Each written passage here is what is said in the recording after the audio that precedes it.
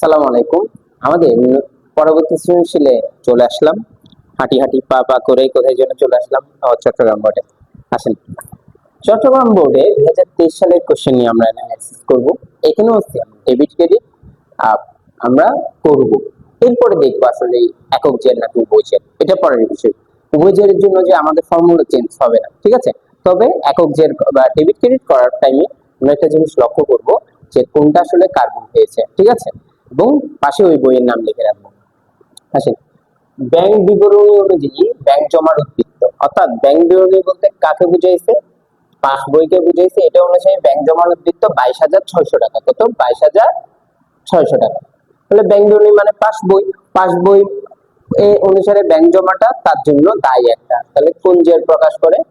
Credit জের প্রকাশ করে। কোন জের প্রকাশ করে? ক্রেডিট জের প্রকাশ করে। আবার নগদান বই অনুযায়ী ব্যাংক জমার উদ্বৃত্ত দিয়ে দিচ্ছে, অর্থাৎ নগদান বই অনুযায়ী ব্যাংক জমার উদ্বৃত্ত তার নগদান বই যে সম্পদ, তাহলে এটা প্রকাশ করে ডেবিট জের। ওকে, এবার আমরা আসি পরবর্তীতে দুইটা জের দেখে আমরা বুঝিয়ে নিচ্ছি এটা একটা উভয় জের হবে। প্রশ্ন হয়তো এটাই বলেছে। হ্যাঁ, সংশোধিত জের পদ্ধতি। সংশোধিত জের পদ্ধতি বলতে উভয় জেরকে বোঝানো হয়েছে। অর্থাৎ উভয় জের করলে একটা মজা আছে, পরীক্ষার হলে বোঝা যায় অঙ্কটা হয়েছে কিনা। যে সকল অঙ্কে পরীক্ষার হলে বুঝে ফেলি আমরা যে আমাদের ম্যাথটা কারেক্ট, হ্যাঁ, যেমন ক্যাশ ফ্লো স্টেটমেন্টে উভয় জেরের ক্ষেত্রে, আর্থিক গুণের ক্ষেত্রে যদি একদম শেষ পর্যন্ত মিলে যায় আর কি, হ্যাঁ, তাহলে অঙ্কগুলো কারেক্ট হলে পরীক্ষার মধ্যে একটা কি আসে, উৎসাহ কাজ করে, না আমি তো অঙ্ক পাচ্ছি।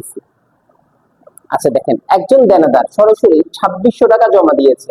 সরাসরি কত টাকা জমা দিয়েছে? 2600 টাকা, যেটা অদ্যবধি নগদানভুক্ত হয়নি। দেনাদার টাকা জমা দিয়েছে, ভুলটা কি করেছে? নগদান বই, স্বাভাবিক। তাহলে দেনাদার কোথায়? ব্যাংকে জমা।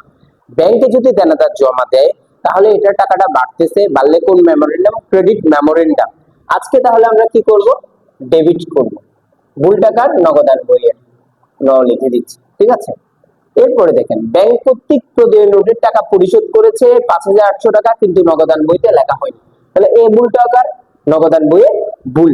তাহলে ব্যাংক কর্তৃক পরিশোধ করছে, টাকা পরিশোধ করছে, চলে গেছে। তাহলে ব্যাংক আমার হিসাবকে ডেবিট করছে, মানে ডেবিট মেমোরেন্ডাম। আজকে আমরা কি করব তাহলে? ক্রেডিট করব। কি করব স্যার? ক্রেডিট করব। তাও এটা কার ভুল? নগদান বইয়ের। এরপরে দেখি, জমাকৃত চেক কিন্তু ব্যাংক কর্তৃক অদ্যবধি আদায় হয়নি। এই ভুলটা আবার কার? ব্যাংকের। যে আমি চেক জমা দিয়েছি, চেক জমা দিলে কি হবে? ডেবিট হবে। আমি গত ক্লাসেও বলেছি যে আমাদের এই সিনোনিম নামগুলো জানতে হবে। ব্যাংক আদায় না হওয়া, ডিপোজিট ইন ট্রানজিট, ডেবিট, বহন পথে আমানত, প্রতিমধ্যে আমানত, ঘুরে ফিরে এগুলোই আসবে, ঠিক আছে। তো জমাকৃত চেক ব্যাংক কর্তৃক আদায় না হলে আমরা যখন ডেবিট করি, আজকে ব্যাংক কি করবে? এটাকে ক্রেডিট করবে। ক্রেডিট পাস বই, ঠিক আছে। ইস্যুকৃত চেক ব্যাংক উপস্থাপন হয়, সেম কাহিনী। ব্যাংকের ভুল, আমি চেক ইস্যু করছিলাম, ক্রেডিট করছিলাম, আজকে ব্যাংক কি করবে? ডেবিট করবে। ব্যাংক কি করবে? ডেবিট করবে। ডেবিট, তাও কি? পাস বই। ব্যাংক কর্তৃক ধার্যকৃত চার্জ 120 টাকা, ব্যাংক চার্জ ধার্য করছে, তাহলে এটা নগদান বইয়ের ভুল। নগদান বই নিশ্চিতভাবে এখনো জানে না, কারণ ফোন করে বলবে মাহি সাহেব আপনার 120 টাকা চার্জ আসছে। তবে হ্যাঁ, এসএমএস দিবে। আধুনিক যে সমাজ ব্যবস্থা, আধুনিক অনলাইন ব্যাংকিং, অর্থাৎ এই যুগে এসে আমরা ব্যাংকের সাথে কি ঘটনা ঘটতেছে নিয়মিত জানতেছে। তবুও এই ব্যাংক সমন্বয়গুলো প্রয়োজনে প্রস্তুত করতেছে বৃহৎ আয়তন প্রতিষ্ঠানগুলোতে, যাদের খুব বেশি ট্রানজাকশন হচ্ছে, অনলাইনে কার্ডের মাধ্যমে বেচা কেনা হচ্ছে, তাদের অবশ্যই অবশ্যই লাগে, ঠিক আছে। তো ব্যাংক কর্তৃক ধার্যকৃত চার্জ হচ্ছে কত টাকা? 120 টাকা। তাহলে এটা ডেবিট মেমোরেন্ডাম। আজকে আমরা কি করব? ক্রেডিট করব। আর ব্যাংক মঞ্জুরিকৃত সুদ, মঞ্জুর বললে অবশ্যই আয়, আর ধার্য বললে ব্যয়। তাহলে মঞ্জুরিকৃত সুদ ক্রেডিট মেমোরেন্ডাম ছিল, আজকে আমরা করব ডেবিট, পাশে লিখলাম না। তাহলে দেখি আমরা ডেবিট ক্রেডিট করা শেষ। আমরা জের পেয়েছি দুইটা, আর ডেবিট ক্রেডিট করে ফেলেছি সবগুলো। জের কখনো কিন্তু আমরা পাল্টাই না, ঠিক আছে। তো সুতরাং আমাদের কিন্তু কাজ এখানেও 50% না 70% শেষ, এখন শুধু বসানোর পালা। আমরা বলেছি যে উভয় জের পদ্ধতিতেও আমরা ডেবিট ক্রেডিট সেম ভাবে করব, সেম ভাবেই করেছি। এখন তাহলে কাজটা কি? কাজটা হচ্ছে, গত ম্যাথে আমরা দেখেছি একটা জের ছিল, ওটার সাথে যতগুলো ডেবিট ক্রেডিট করেছে সবগুলোকে একসাথে করেছে, অর্থাৎ ক্রেডিট সব যোগ করে ডেবিট সব বিয়োগ করেছে। আমরা তখন আর আলাদা করে উল্লেখ করি না এটা পাস বইয়ের ভুল, এটা নগদান বইয়ের ভুল। কিন্তু উভয় জের পদ্ধতিতে যেহেতু দুইটা জের আছে, তাই নগদান বইয়ের ভুল নগদান বইয়ের সাথে কাজ করব, পাস বইয়ের ভুল পাস বইয়ের সাথে কাজ করব। ঠিক আছে, আসেন তাহলে নগদান বইয়ের ভুল পাস বইয়ের ভুলগুলো এনে, একটা পাস বইয়ের ভুল, দুইটা পাস বইয়ের ভুল। পাস বইয়ের ভুল কয়টা? এই দুইটা। তাহলে দেখেন তো পাস বইয়ের জের কিসে আছে স্যার? ক্রেডিটে আছে। ক্রেডিটে যেহেতু আছে, ওই ক্রেডিট জেরের সাথে 22,600 এর সাথে 4 নাম্বার যোগ করব।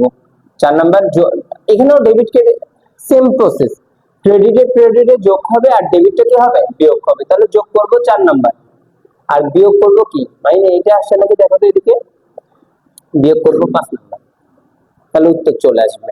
তাহলে যোগ করব কত? 22,600 এর সাথে 4,000 টাকা। হ্যাঁ, বিয়োগ করব তাহলে কত? 8,800 টাকা, 880 টাকা।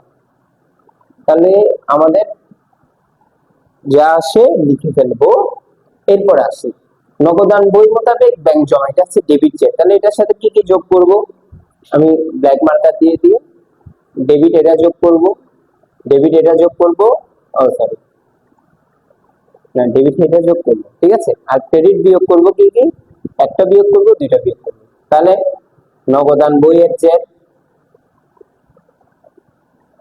বইয়ের জেরের সাথে যোগ হবে। এটা আমরা টিচকের মতো করে গড় করব দুই পাশে।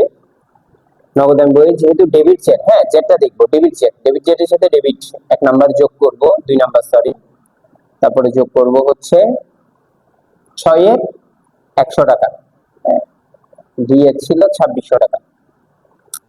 আর বিয়োগ করব কি কি? বিয়োগ করব হচ্ছে 5,800 টাকা। কত নাম্বার? 3 নাম্বার, 5,800। আমরা এইভাবে সংক্ষিপ্ত লিখতে হবে না, জাস্ট ডেবিট ক্রেডিট লিখলে হবে, প্রশ্ন এতটুকু। এরপরে বাকি কাজটা আমরা ম্যাথে করব। আর বিয়োগ করব হচ্ছে 7 এ 6 এর 120 টাকা। ওকে, চলেন আমরা দেখি তাহলে আমাদের উত্তরে কি বলে। আসুন আমরা আমাদের উত্তর লক করেছি, এবার আমাদের উত্তর দেখার পালা।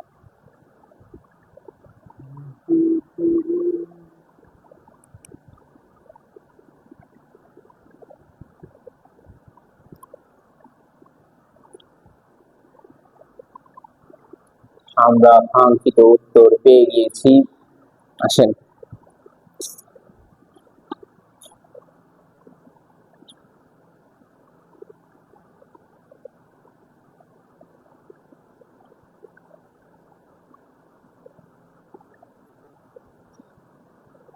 দেখেন তো স্যার, আমরা যা বলেছি এতক্ষণ পর্যন্ত সব ঠিক আছে কিনা। 22,600 সাথে এখানে 22,600 ব্যঞ্জন, এই 4 নাম্বার যোগ হয়েছে, 5 নাম্বার বিয়োগ হয়েছে। ঠিক আছে, 8,800 বিয়োগ 4,000 যোগ। ঠিক আছে, আর এদিকে নগদান বইয়ের চেয়ারের সাথে 2 আর 4 যোগ হয়েছে, 2 4 যোগ হয়েছে। দেখেন তো স্যার, 2 আর 4 যোগ হয়েছে, বিয়োগ হয়েছে কি কি? 3 আর 6, 4 6 সব একরকম হিসাব। 3 আর 6 বিয়োগ হয়েছে, এখানে 120 টাকা বিয়োগ লিখেছে, এখানে যোগে লিখেছে 100 টাকা। ওই যে ওকে, দেখেন একদম ইজি। যেহেতু দুই দিকে দুইটা জের আছে, উত্তর আসবে সংশোধিত জের, এবং সংশোধিত জের দোনোটা মিলে যাবে। মিলে গেলে বুঝে যাব যে মাইন্সের অঙ্ক যেটা করেছে এটা আশা করি ভুল নেই। ঠিক আছে, স্লিপ হতেই পারে। আচ্ছা, এভাবে উত্তর সময় এভাবে দেখাচ্ছি, অঙ্ক আগে করে দিই, কারণ সময় যাবে অনেক, যাতে দ্রুত হয়, আমাদের সময় বাঁচানো খরচ।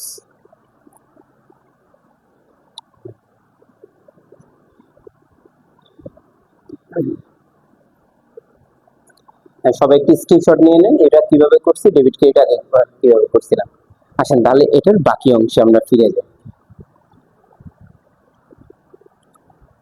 বাকি প্রশ্ন আমাকে কি বলেছে? বাকি অংশ ছিল হচ্ছে ডেবিট মেমোরেন্ডাম পরিমাণ নির্ণয় করে। আমি ডেবিট মেমোরেন্ডাম পড়ানোর সময় বলছিলাম ডেবিট মেমোরেন্ডাম কোনগুলো, এগুলো কিন্তু কোশ্চেনে আসে। তো ডেবিট মেমোরেন্ডাম কোনগুলো জানা ছিল? এই ব্যাংক ধার্যকৃত চার্জ, ঠিক আছে, তারপরে হচ্ছে ব্যাংক কর্তৃক প্রদত্ত পরিশোধ, এই দুটো হচ্ছে ডেবিট মেমোরেন্ডাম। ঠিক আছে, যে দুটো আমরা বিয়োগ করছি আসলে, উত্তর আসবে 5,920 টাকা। আর বলছি জাবেদা দাখিলা দিতে। স্যার আমরা যে পদ্ধতিতে শিখিয়েছি জাবেদাটা, হ্যাঁ, ইজিলি দিতে পারবে। 2 3 6 বলে দিচ্ছি, 2 3 6 এগুলোর জন্য কি দাও? জাবেদা দাও। অর্থাৎ ব্যাংকে যে দুইটা বুট, সেই দুইটার জন্য আমাকে জাবেদা দিতে বলা হয়। তো সেম পদ্ধতিতেই আমরা জাবেদা দিব। দানাদার জমা দিচ্ছে, তাহলে ব্যাংক ডেবিট, দানাদার ক্রেডিট। ঠিক আছে, টাকা পরিশোধ করে ফেলছে, প্রয়োজনীয় ডেবিট, ব্যাংক হিসাব ক্রেডিট। ব্যাংক ধার্যকৃত চার্জ হয়েছে, ধার্যকৃত চার্জ ডেবিট, ব্যাংক ডেবিট। মঞ্জুরিকৃত সুদ, এর জন্য ব্যাংক ডেবিট হবে, সুদাই ক্রেডিট হবে। ঠিক আছে,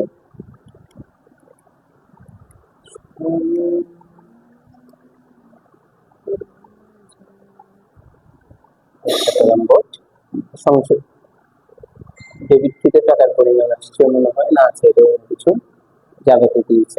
আচ্ছা, ওটা যে প্রশ্ন যাবে যেটা দেওয়া আছে এখানে, একবার স্ক্রিনশট নিয়ে নিতে পারেন। ওকে, আমরা চলে যাচ্ছি চট্টগ্রাম থেকে বিমান পথে দিনাজপুর। আমাদের লেকচার কেউ যদি দিনাজপুর থেকে দেখে থাকেন, অবশ্যই অবশ্যই কমেন্ট করবেন, আর আপনার বিখ্যাত খাবার পাঠিয়ে দিতে পারেন চট্টগ্রাম।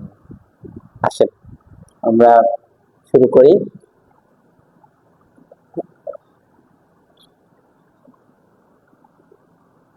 দিনাজপুরের কি বিখ্যাত আমার জানা নেই, ঠিক আছে? যারা দেখবেন দিনাজপুরের, অবশ্যই অবশ্যই কমেন্ট করবেন, ইনশাল্লাহ আমরা ঘুরে আসবো একদিন। আসেন দিনাজপুর চলে আসলাম। দিনাজপুর বোর্ড 2023-এর এই ম্যাথটা আমরা কেন বাছাই করেছি?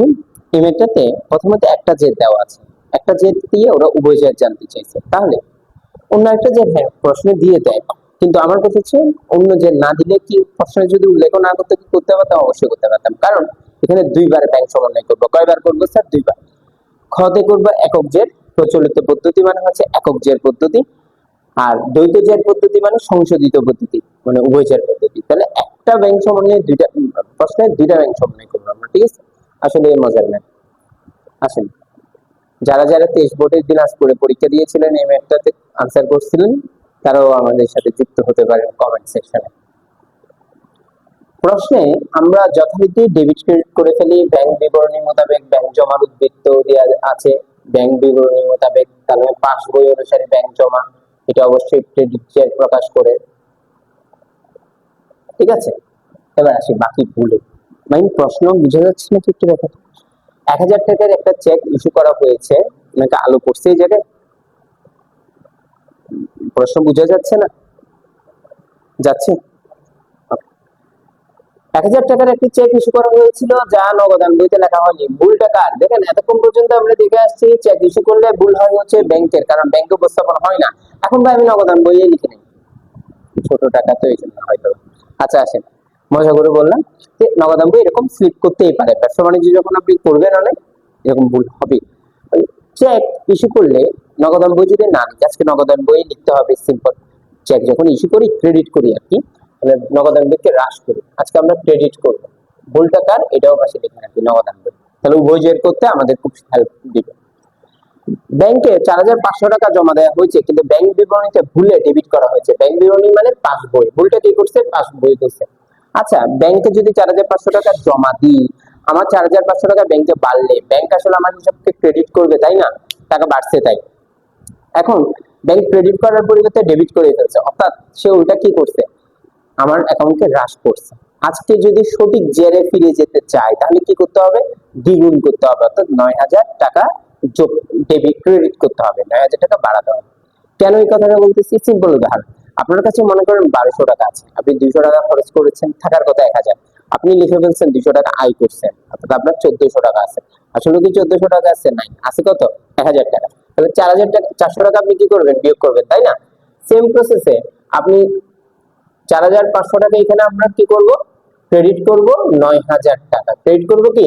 9000 টাকা। ভুলটা ঠিক করার জন্য, আর যেটা মিস করছি সেটা লেখার জন্য। ঠিক আছে, এটা তাহলে কার বই? পাস বইয়ের বই।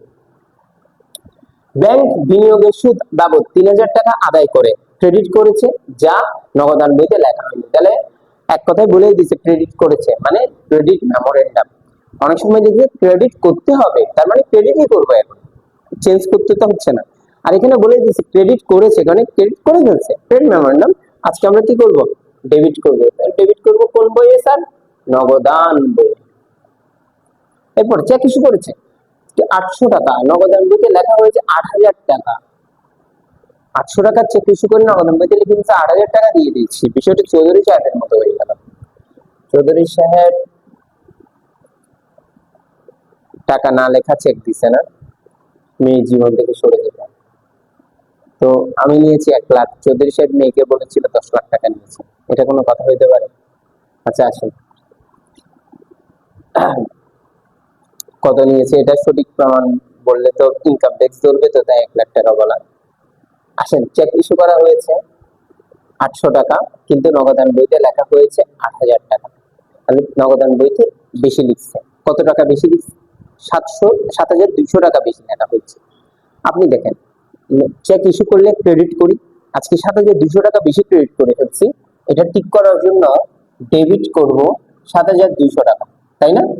এগুলো আমরা রামিলে ভূ সংশোধনের দাখিলে যখন করব আরো মজাভাবে শিখবো, ঠিক আছে? দেখেন, নগদান বইতে 8000 টাকা বেশি মাইনাস করে ফেলছে, বেশি ক্রেডিট করে ফেলছে। আজকে ডেবিট করে জিনিসটা ঠিক করব 7200 টাকা নগদান বই। আদায়ের জন্য জমাকৃত 9000 টাকা চেক ভুলে নগদান বইতে 900 টাকা লেখা হয়েছে। আবার নগদান বইয়ের ভুল, মনে হয় কেশিয়ারটা আমার, ঠিক আছে? দেখেন, নগদান বইতে এই যে 9000 টাকার জায়গায় 900 টাকা লিখেছে, তাহলে টাকাটা হ্রাস করছে না? ওটা আসছে টাকা 9000, কিন্তু লিখে ফেলছি 9000 টাকা, কম লিখে ফেলছি। কম যেহেতু লিখে ফেলছে, আজকে বাড়াতে হবে, সেম প্রসেস জায়গায় যাব। ওটা বেশি লিখে ফেলছে বিদায় উল্টা করছি, কমাইছি। এটা কম লিখছি বিদায় বাড়াবো। তাহলে আদায়ের জন্য জমাকৃত চেক আসলেই নগদান বইয়ে কি করি? ডেবিট করি। আজকে আরো 100 টাকা কি করতে হবে? ডেবিট করতে হবে, ঠিক আছে? 8100 টাকা ডেবিট করতে হবে নগদান বই। এখানে আমি আবার বলছি, অনেকে আমাদেরকে অঙ্কগুলো করানোর সময় প্রশ্ন করে, স্যার আপনি ইস্যুকৃত চেককেও ডেবিট করেছেন, আপনি আদায়ের জন্য জমাকৃত চেককেও ডেবিট করেছেন, আপনার কথার মধ্যে কাজের মিল, আপনি তো এইভাবে বলেন নাই। দেখেন, ঘটনাটা কি ঘটছে এটা দেখবেন। এখানে আসলে টাকার ফিগারের সমস্যা। একটা জিনিস বেশি কাজ করে ফেলছি আমরা, ডেবিটই ঠিক আছে, কাজও করছি, কিন্তু একটা জিনিস বেশি ক্রেডিট করে ফেলছি। এটা ঠিক করতে তো ভাই ডেবিট করতে হবে। এখানে দুইটা পক্ষ ব্যতীত তার কিছু নাই, দুতরফা দাখিলা পদ্ধতিতে ডেবিট করবো 7200 টাকা, তাহলে আমার জিনিসটা মিলে যাচ্ছে। আরেকটা হচ্ছে 8100 টাকা কমই লিখে ফেলছি, তাহলে কম লিখলে বাড়ানোর জন্য কি এটাকে বিপরীত করব নাকি সমকক্ষ রাখবো? সমকক্ষ রাখবো। এটা ডেবিট করার কথা ছিল 9000, ডেবিট করছি 900, তাহলে বাকি আরো 8100 কে ডেবিট করলাম। এখন ক্লিয়ার? ঠিক আছে? না বুঝলে আবার কমেন্ট করবেন, ঠিক আছে? এখন যে আছে ক্রেডিটে, তাহলে এই ক্রেডিট যোগ করব, আর লাস্টে যে একটা দুইটা তিনটা ডেবিট আছে, এই তিনটা ডেবিটে কি করব? বিয়োগ করব। তাহলে একের সাথে 2 3 যোগ, বাকি 4 5 6 বিয়োগ। একবার এটা স্ক্রিনশট নিয়ে নেন, খাতায় লিখেও ফেলবেন, এগুলো নোট আকারে আমাকে দেখাবেন। অবশ্যই আমাদের কমেন্ট সেকশন থেকে হোয়াটসঅ্যাপ গ্রুপের লিংকটা নিয়ে ওখানে আমাকে দেখাবেন। দিনাজপুর, আসেন, এটা হচ্ছে একক চেকটা, দেখেন তো ঠিক আছে কিনা। এটা মুছে দিই। 7000, 7200, 8100।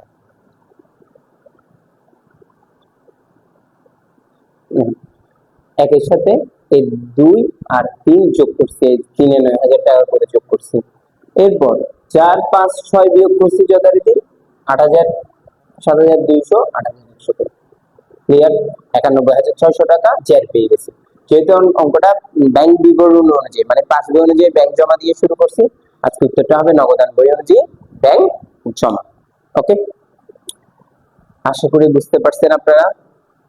এতটুকু একটু তুলে নিন। এরপরে আমরা চলে যাব উভয়চরে, ঠিক আছে? উভয়চরে আমাদের বেশিক্ষণ লাগবে না, অঙ্ক শেষ। এখান থেকে আমরা উভয়চর চলে যাব। উভয়চর হচ্ছে এই জেটটা নিয়ে শুরু করবো আর কি। কোশ্চেনও মনে হয় উভয়চর দিয়ে দিছে, মানে একটা জেট দিয়ে দিছে। আমি একটু দেখাই কোশ্চেনটা। দেখেন, দ্বৈত জেট পদ্ধতি কোথায় উত্তর দিছে 91700 টাকা। যেহেতু 91700 টাকা যেটা দিয়েছে ওটাই আমাদের এসেছে, তার মানে আমাদের একক জেটটাও সঠিক হয়েছে, ঠিক আছে? 91700 টাকা দিয়ে অঙ্কটা যখন আমরা উভয় জেট এরকম করবো, দুই পাশ যখন মিলে যাবে, তখন বুঝবেন তার উভয় জেটটাও কি হয়েছে, সঠিক হয়েছে।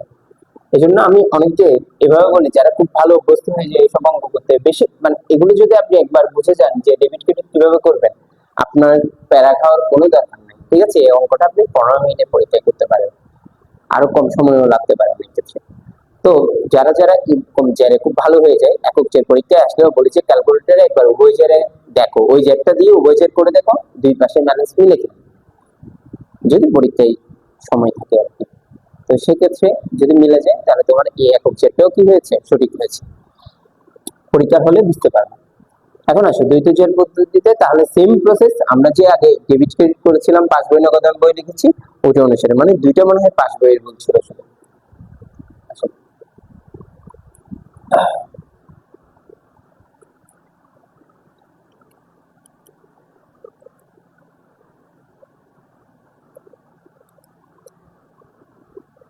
ওকে, দিনাজপুর বোর্ড, সরি একটাই পাস বইয়ের ভুল ছিল না, ওই 9,000 টাকা যেটা 4,500 টাকা, ওই 1 লাখের সাথে 9,000 যোগ করে 1,09,000 হয়েছে, কারণ ওটা ক্রেডিট করছি 9,000 টাকা। আর বাদ বাকি সব ভুল নগদান বই, নগদান বই ওই দেখেন যে ভুলগুলো নগদান বইয়ের ডেবিট ছিল, ঠিক আছে, সেই সেই ভুল, 7,200 ডেবিট ছিল, 8,100 ডেবিট ছিল, বিনিয়োগে 3,000 টাকা ডেবিট ছিল, আর ইস্যু যেটা চেক 1,000 টাকা সেটা ক্রেডিট ছিল, তো বিয়োগ করছে এবং অবশেষে মিলে গেছে, সিম্পল। তাহলে এখানেও ডেবিট ক্রেডিট করতে বা যোগ বিয়োগ করতে কোনটা কার ভুল, প্রথমেই যে আলোচনাটা করেছে ওই আলোচনাটা এখানে কাজে দিয়েছে, এটাও একটু করে ফেলতে পারেন। এবং আপনারা আরো ম্যাথ প্র্যাকটিস করেন, 25 বোর্ড, 23 বোর্ড, 24 বোর্ড থেকে, তিনটা বোর্ড থেকে নিয়মটা শিখে মূল অংশটা প্র্যাকটিস করেন, অথবা কোশ্চেনের ভিতরে পাশে ডেবিট ক্রেডিট করে ফেলেন, ঠিক আছে, এতে করে আপনার অঙ্ক করা হয়ে যাবে। ঠিক আছে, আল্লাহ হাফিজ, টাটা, আমাদের পরবর্তী ভিডিও পর্যন্ত সুস্থ থাকবেন, ভালো থাকবেন।